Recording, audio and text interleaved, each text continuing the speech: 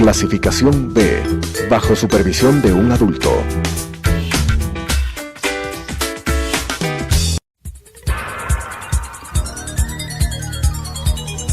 Las opiniones vertidas en este espacio por la producción y dirección del programa son de exclusiva responsabilidad de sus autores y de quienes intervienen en ellos.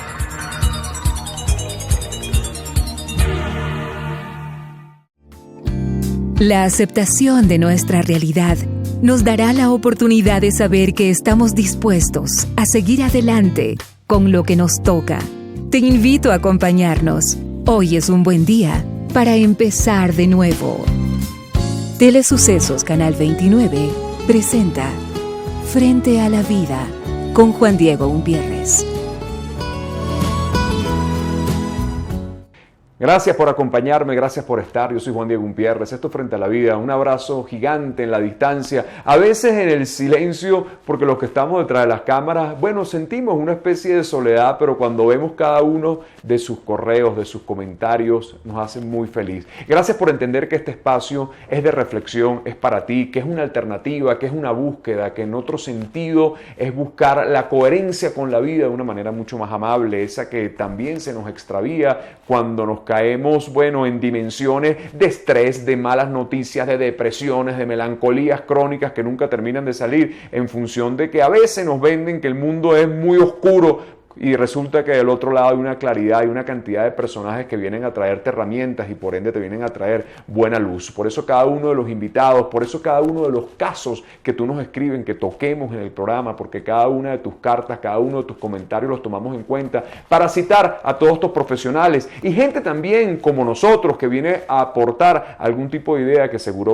va a tocar tu corazón y hacer un eco importante. Redes sociales como Juan Diego Motiva, tanto en el Facebook como en el Twitter, ahí estamos para consentirte, para abrazarte y para estar presente 24 horas al día. Nuestro canal en YouTube, en Telesucesos, ahí vas a ver todos los programas que hacemos en High Definition y siempre la cita a las 21 horas también por el canal y como es costumbre habitual a las 6:30 de la tarde, pertenecer a este espacio tuyo, mío y de este colectivo que busca buena conciencia. Hoy nos acompaña Elena Sandoval, es psicóloga, tiene un PhD en psicología clínica. Bueno, bienvenida Elena, vamos a tocar temas importantes, temas que algunos pueden ser complejos. Tú trabajas en el área clínica, en el Hospital Metropolitano, y quisiera un poco abordar primero la importancia del manejo de la psique, del manejo del aspecto psicoemocional dentro de la conducción de una patología física, por llamarlo de alguna manera. A veces te toca trabajar con pacientes oncológicos, con pacientes que tienen algún tipo de dolencia compleja, pero a veces se nos olvida que el apoyo psicoemocional, bueno, es parte de lo funcional tanto como el tratamiento. ¿Qué perspectiva tienes? ¿Hay una apertura ahorita a que esa onda psicoterapéutica entre dentro del patrón ortodoxo de la medicina? Sabes que sí, ha habido realmente un despertar en este sentido en toda la comunidad médica, ¿sí? Uh-huh. Entonces, dentro del hospital, pues hemos formado, ya tiene 4 años el servicio de psicología y, bueno, mi especialidad es en psicotraumatología, es decir, aquellos pacientes que tuvieron accidentes o estuvieron en el terremoto, por ejemplo, que se suscitó en abril aquí en Ecuador, pues fueron atendidos, algunos llegaron al hospital y se les dio la atención necesaria, ¿sí? Generalmente cuando tú psicosomatizas, ¿sí? Estás trayendo los conflictos mentales hacia el cuerpo, es decir, tanto es esta angustia mental, de pronto algún problema, de pronto agresividad con otra persona o hacia ti mismo, ¿sí? Que derivan en estos problemas, es decir, úlceras, cáncer, tenemos vitiligo, por ejemplo, que se manifiesta. Claro, enfermedades dermatológicas importantes. Gastritis, etcétera. Así es. Bueno, yo he dictado muchos años una conferencia que me acompaña el doctor Luis Arocho, un gran psiquiatra, y dictamos una cosa que se llama Cuando el cuerpo llora, lo que callamos. Y claro, siento que hoy en día empieza a tener una acogida gigantesca, ha habido eco con eso. Pero en algún punto sentimos que la medicina estaba dividida. O sea, la gente que trabajaba la parte objetiva no podías hablarle del mundo subjetivo, o sea, les parecía como que uno era una cosa rara pero hoy empiezan a entender que todo el patrón, como tú bien lo dices, es psicosomático. Siempre hay una razón psicoemocional que pudo haber gerenciado un síntoma que termina después siendo una enfermedad, ¿no?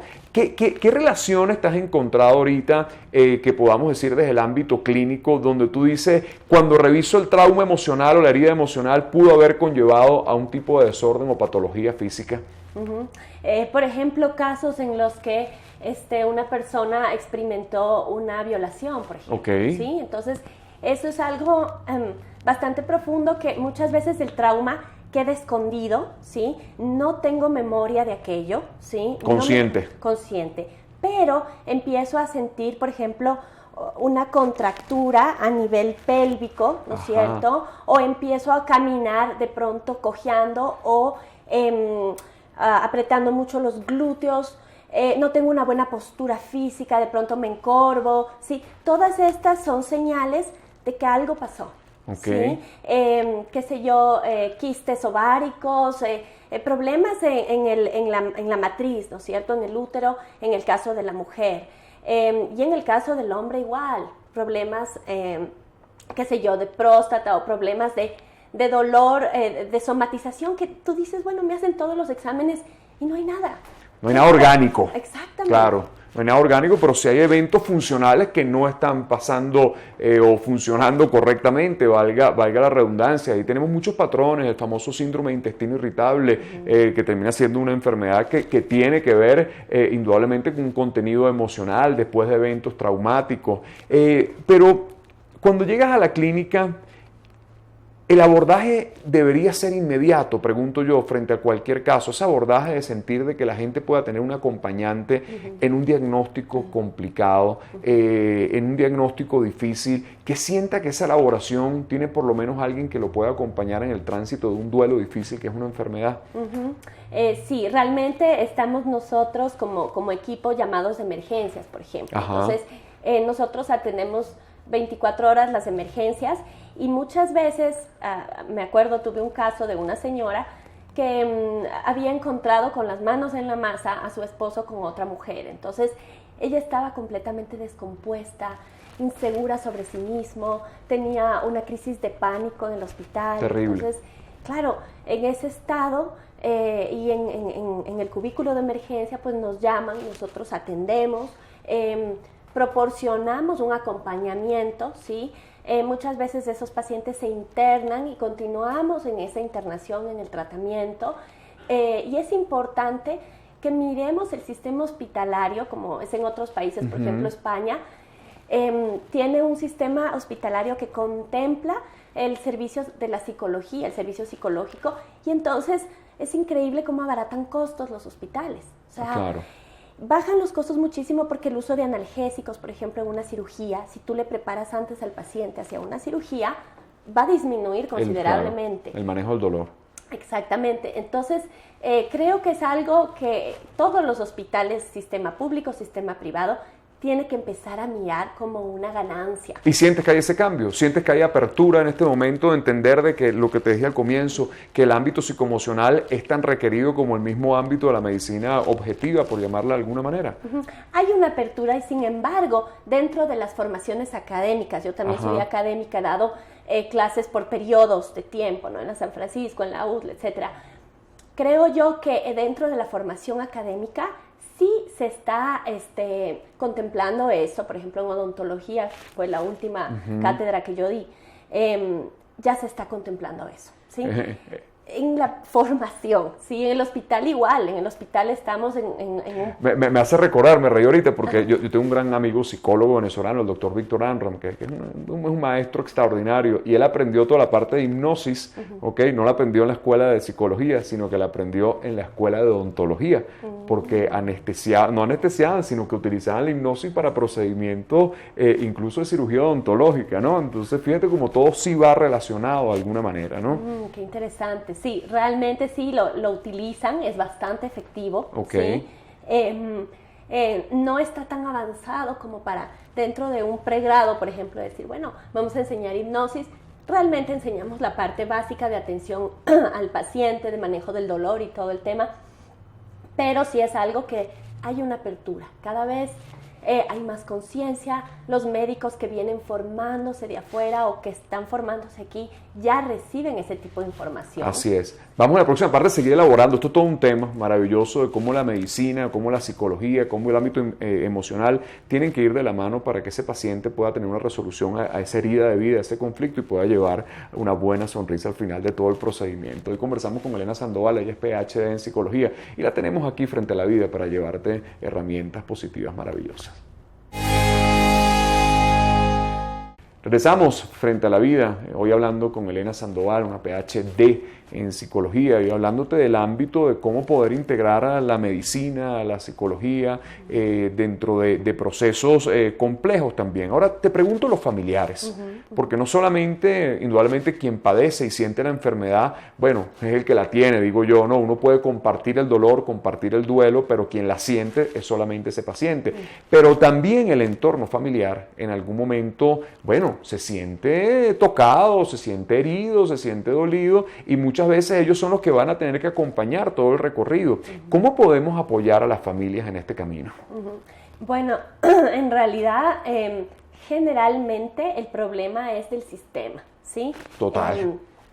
Y claro, generalmente el hijo menor, ¿sí? Es quien somatiza todo lo que está pasando dentro del sistema. Entonces, generalmente cuando se trabaja en consulta privada, yo lo hago de esa manera, ¿sí? Vienen por el hijo que, qué sé yo, se está orinando en la cama, tiene neuresis y tal, pero siempre me topo con que hay de pronto una mamá muy exigente o un papá ausente, ¿sí? Entonces, eso hace que, por supuesto, el niño no mejore.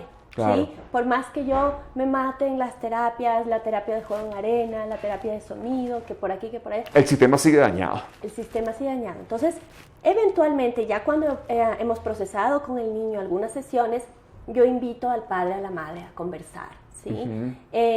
Generalmente sale como olla de presión, un montón de cosas. Claro. Que estaban ahí guardadas, esperando a que alguien les pregunte, ¿sí? Claro.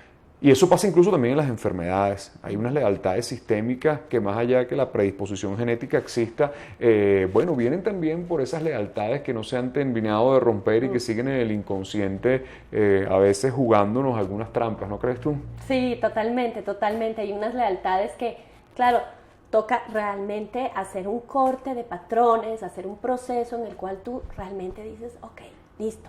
O sea, de aquí para acá yo viví la vida que otras personas por consecuencias familiares, ¿no es cierto?, por repetición o patrones familiares, lo siguen haciendo. Y de aquí para acá, después de este proceso, entonces voy a empezar a vivir mi propia vida. Y ese es donde cambia el destino de todo, cuando quien toma lo que quiere tomar, pero también libera lo que hay que liberar, ¿no? Es correcto, sí. ¿Qué te ha tocado difícil en tus años de la experiencia en el hospital, donde hayas tropezado con algo complejo? Después vamos a hablar de la muerte, que también es un evento natural de la vida y que nos toca. Pero, ¿qué recuerdas de esos casos que han tocado el corazón? Porque a veces las personas creen que los que estamos dentro del ámbito psicoterapéutico, bueno, estamos como metidos en una especie de preservativo emocional, ¿no? Pero alguien siempre nos toca el corazón y tú dices, aquí no lo logré y aquí pasó eso, y eso son de esos casos que uno siempre recuerda. ¿Hay algo que haya movido tu vida en todos estos años? Sabes que sí, justamente me recuerdas a un paciente que quedó tetrapléjico después de un accidente, es decir, no podía mover piernas y brazos, ¿sí? Apenas cuando yo lo visité estaba inconsciente, estaba intubado, ¿sí? Era un paciente que se había caído a un precipicio, el chofer se había dormido y pues entonces cayó al precipicio el auto y él tuvo la milagrosa suerte de vivir, ¿sí? Okay. Entonces, tenía su esposa, era una señora cubana, había recién nacido su último hijo y tenía 2 hijas mayores, una estudiante de medicina. Realmente yo empecé a poner en práctica la información más allá de la psicología o tal vez de la cuarta fuerza de la psicología, que es la psicología transpersonal, ¿sí? Y entonces me dije a mí mismo, este señor me puede estar escuchando, su alma debe estarme escuchando y yo voy a empezar el proceso, así él no puede hablar, no abra los ojos, no haga absolutamente, no mueva nada, está intubado y está ahí. Y empecé el proceso. Fueron 2 semanas en las que yo les visité a él pasando un día, ¿sí? Y yo le iba hablando de varias cosas que le conectaban con su vida aquí, ¿sí? En la tierra. Y al cabo de 2 semanas fue un milagro realmente. Despertó. Yo presencié un milagro. Él despertó. Los doctores habían ya dicho, bueno, esta es una muerte clínica, no hay nada que hacer, el señor no se va a despertar, está perdido el caso. O sea, lo único que quiero es que me autoricen para desentubarlo y quitarle todos los aparatos. Increíble. A las 2 semanas el señor empezó, abrió los ojos, ¿sí? Lo desentubaron y empezamos un diálogo, ¿sí? En el cual yo le ponía todo el abecedario y él me marcaba las letritas junto con la hija, todo lo que quería expresar. Qué hermoso. Y eso te genera una sonrisa además de alma, maravilloso. De eso vamos a hablar en la próxima parte. Vamos a hablar del alma, vamos a hablar de lo que, bueno, el alma para mí es la psique, esa es la traducción literal en latín. Vamos a hablar qué pasa, vamos a hablar qué versión tienes tú sobre esa gente incluso que ha muerto. Un poco el contexto, sin ánimo de meternos en sombras muy oscuras, pero es que detrás de esto también hay resoluciones importantes que seguro tú lo has vivido dentro del ámbito clínico. Hoy conversamos con Elena Sandoval, ella es psicóloga, tiene un PhD en psicología y hoy la tenemos aquí frente a la vida. Llevarte sonrisa y esperanza, a pesar de los matices que pueden tener tristezas en la vida, siempre la luz está al final del túnel. Regresamos frente a la vida, conversamos con la doctora Elena Sandoval, tiene un PhD en psicología. Te preguntaba, Elena, bueno, hay que tocar la palabra muerte, indudablemente, hay patrones en la vida, incluso dentro del ámbito del hospital, de la tragedia, donde a veces nos tocará despedirnos. Es parte de los momentos complejos, de las cosas agrias de la vida, pero es parte de la vida. El evento de la muerte. Okay. ¿Cómo se maneja dentro del ámbito psicoemocional con los familiares, incluso en el ámbito médico? ¿Qué pasa en ese momento donde esa decisión de desconectar, por ejemplo, a un paciente es la definitiva y hay que desconectarlo y fallece? Sí, es realmente una transición sumamente importante, ¿sí? En los últimos 50 años probablemente, pues el médico sin formación en el ámbito psicológico, en el ámbito terapéutico, lo que hacía es pues botar la información como le saliera, ¿sí? Claro. Y hasta ahora miro que esa práctica se puede seguir dando, pero con menos frecuencia. Okay. ¿Sí? Entonces ahora vemos que pues, los médicos son mucho más delicados en el momento de aproximarse, y lo que como servicio hacemos dentro del hospital es eso, o sea, nos llaman, nosotros acompañamos al médico, ¿sí? Y en una sesión conjunta con los especialistas tratantes y cualquiera de las compañeras psicólogas que esté de llamada, pues transmitimos la información mediando de alguna manera el que podamos pues llegar con las palabras apropiadas a la persona. Así es. Y con la calidez del caso, ¿no? Así es. Y empezar ese inicio de elaboración del duelo, ¿no? Que es importante, ¿no? Exacto. ¿Alguna experiencia? A ver, esto quizás suena en un plano esotérico y la gente todavía no lo puede digerir de una manera más objetiva, ¿no? Pero ¿qué es el tránsito de la muerte para ti? Tú que has vivido cerca de pacientes que has tenido que despedir, ¿qué pasa en ese tránsito? ¿Realmente la psique trasciende o ese paciente, nada, es puro cuerpo, pura materia y hasta ahí llegó? Porque cuando pasa esto dentro del ámbito hospitalario es curioso, pero cuando alguien fallece hay algo que se mueve energéticamente, hay algo que tú sientes, hay una desconexión, hay algo, incluso manipular un cuerpo sin ánima, sin alma, se perciben cosas diferentes, ¿no? ¿Qué has sentido tú en eso? A ver, varias cosas, es decir, he tenido este mismo paciente que te contaba que quedó tetrapléjico. Él cuando volvió en sí dio fe realmente de que había espíritus alrededor. O sea, me dice, mira, cuando empezó a poder hablar, me dice, doctora, o sea, aquí yo siento presencias, hay un señor de tales características que está aquí rondando. Entonces, ¿y qué hago? ¿Sí? Es la gran pregunta. Entonces, generalmente mi concepción, digamos, acerca de eso es que es un tránsito, es un reencuentro con la parte luminosa, con eso que está más allá, como quieras llamarlo, yo respeto mucho el tema religioso y como cada uno quiera ver esa divinidad, ¿sí? De donde todo esa fuente, de donde todos venimos, ¿sí? Pero mi sugerencia fue al paciente, mira,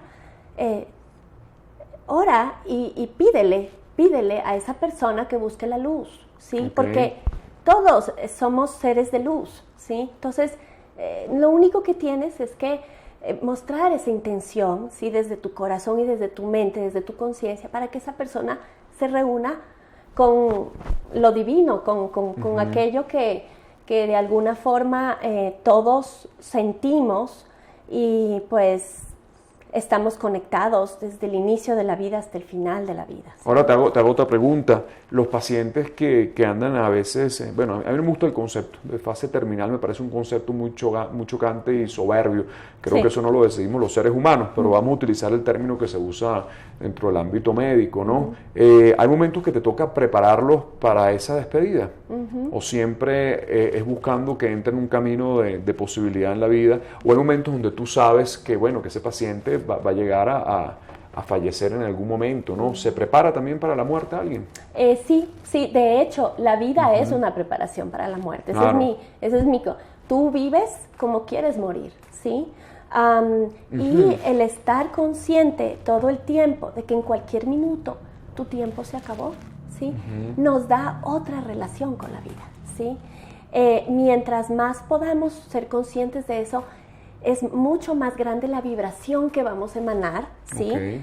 Porque estamos, es solamente un tiempo de crecimiento aquí en el planeta y después vamos a regresar a donde vinimos. Entonces, vives con mucha más intensidad, realmente... Vives, sea, te entregas al 100% en cada segundo que tienes la oportunidad y eso es inmenso. A veces nos olvida que hay vida antes de la muerte. Yo creo que a veces estamos muy preocupados por saber lo que viene después y se nos olvida que tenemos un compromiso y un deber aquí. Vamos a tenerte para tu programa, Elena, mucha tela que cortar. Me encanta que estés en ese ámbito y que sobre todo que seas vocera del entendimiento de que toda la medicina alopática, toda la medicina occidental requiere abrirse porque hay algo que va más allá de lo somático, hay algo que requiere ese procedimiento que es la caricia del alma y cuando la parte somática, la parte clínica y la parte también psicoemocional se dan las manos, indudablemente los resultados son otros. Gracias por estar aquí, Elena. Muchísimo. ¿Dónde te localizan si quieren conversar contigo? Me localizan en Quito, en el 099 2080 838, ¿sí? O pueden visitar mi página web, tengo un centro de retiro, ¿sí? Que está en Tumbaco y consulta también. Pueden visitar la página www.om-terra.com. Sí, estoy a las órdenes cualquier cosa. Así es, si nos llaman te remitimos para allá. Gracias por estar acá. Si te llevaste algo en tu corazón, si sumamos conciencia hacia el camino, habrá alternativas y sonrisas para tu vida, vamos ganándole a este maravilloso milagro que a pesar de cualquier cosa sigue siendo eso. La vida es una gran fiesta. Hasta un próximo Frente a la Vida.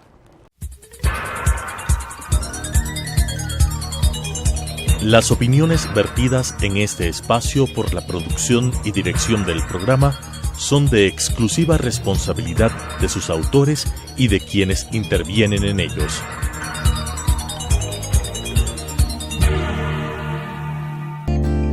Los triunfos no se miden por las victorias. Habrá derrotas que más temprano que tarde agradeceremos y evaluaremos como éxitos favorables. El tren pasa siempre, mientras estemos despiertos, frente a la vida. Nuestra cita mañana 18:30 en Radio Sucesos, 21 horas por Telesucesos.